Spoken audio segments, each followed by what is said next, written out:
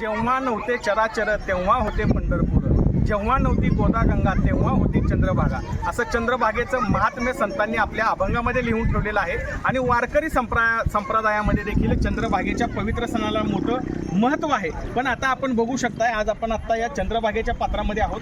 गुडघाभर पाणी आहे या ठिकाणी आणि ते देखील प्रदूषित पाणी आहे। या ठिकाणी मोठ्या प्रमाणात मैला मिश्रित पाणी नदीमध्ये या ठिकाणी मिसळलं जात आहे। त्यामुळे कुठंतरी भाविकांना या घाण पाण्यामध्ये पवित्र एकादशी दिवशी आंघोळ करावी लागत आहे। बघू शकता या ठिकाणी असे कपडे मोठ्या प्रमाणात या ठिकाणी चंद्रभागेमध्ये वाहून येतात आणि हे कपडे कुजल्यानंतर त्यातून जे किडे मुंग्या आळ्या पडतात त्याच पाण्यामध्ये या ठिकाणी भाविकांना स्नान करावं लागतं।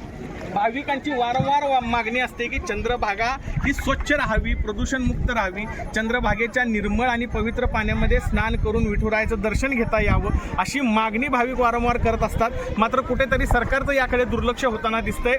नमामि चंद्रभागा असो किंवा नुकतीच 3 महिन्यापूर्वी सेबर टेक्नॉलॉजी नावाची एक प्रकल्प या ठिकाणी उभारलेला आहे। त्याला 24 कोटी रुपये या ठिकाणी शासनाने खर्च केलेला आहे। मात्र कुठेही चंद्रभागा स्वच्छ झालेली दिसत नाही। चंद्रभागेच्या या ठिकाणी पाण्यावर तरंगणारं हिरवं शेवाळं असो किंवा या ठिकाणी पात्रामध्ये असलेली घाण असो, वाळवंटामधील घाण असो, ही कुठेही स्वच्छ होताना दिसत नाही।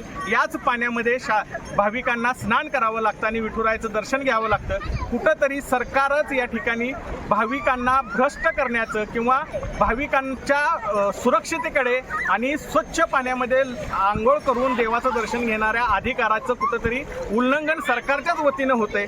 लाखो रुपये खर्च केले जातात, शेकडो योजना येतात, मात्र चंद्रभागा आहे तशीच आहे। आलेल्या योजना कागदावरच राहत असल्याने भाविकांना मात्र या ठिकाणी अस्वच्छ घाण मैला मिश्रित पाण्यामध्ये पवित्र स्नान करून देवाचं दर्शन घ्यावं लागतं।